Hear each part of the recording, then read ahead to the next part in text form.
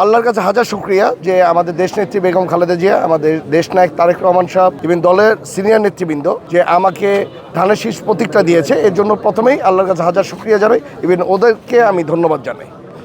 আসলে রূপগঞ্জের যেই ধানের শীষ প্রতীকটা আমি পেয়েছি, এটা আমি বলবো রূপগঞ্জের আমার সাথে, আমি দীপু ভূঁইয়া হওয়ার পিছনে এখানে হাজার হাজার লাখ লাখ আমার সাথে আমার নেতাকর্মীরা জড়িত, তাদের শ্রমের বিনিময়ে আমি আসলে এটা পেয়েছি।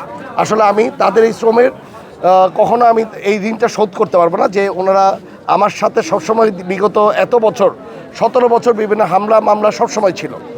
আশা করি ওনারা সামনে আমার সাথে থাকবে, থেকে যদি আমি বিজয়ী হই, রূপগঞ্জটাকে সুন্দর একটা স্বপ্নের রূপগঞ্জ সাজানোর সাথে সবাই একত্রে মিলে আমরা সাজাবো। আরেকটা জিনিস হলো যে আপনারা বলেছেন যে বিজয়ের ব্যাপারে, আমাদের প্রথম জিনিস হলো বাংলাদেশের 17 বছর কেউ ভোট দেওয়াটা অলমোস্ট মানুষজন ভুলে গেছে।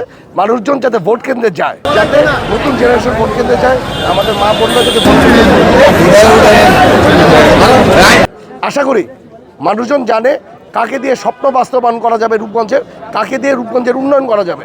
ইভেন রূপগঞ্জের উন্নয়নের কথা চিন্তা করে আশা করি মানুষজন আমাকেই ইভেন ধানের শীষের প্রতীকে থাকবে, এই আশাই আমি ব্যক্ত করছি।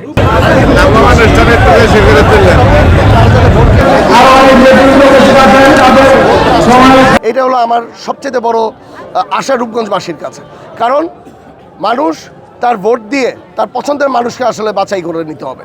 আর রূপগঞ্জবাসীর কাছে হলো রূপগঞ্জের আসলে অনেক অবহেলিত আছে, এই অবহেলিত জায়গার থেকে রূপগঞ্জবাসী যাতে বুক ফুলিয়ে সারা ঢাকা শহরে মানুষ যাতে রূপগঞ্জে এসে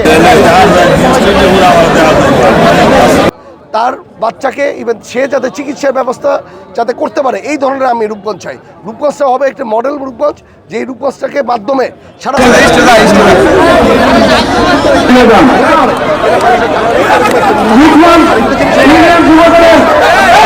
রূপগঞ্জে আপনারা জানেন রূপগঞ্জে যেই বাজেটটা দেয়, যেই টাকাটা বরাদ্দ হয়, আমি বলবো এতটুকু টাকা বরাদ্দ দিলেও চলবে না, কারণ রূপগঞ্জে হলো আবাসিক এলাকা আছে, আপনার পূর্বাচল, এখানে ইন্ডাস্ট্রিয়াল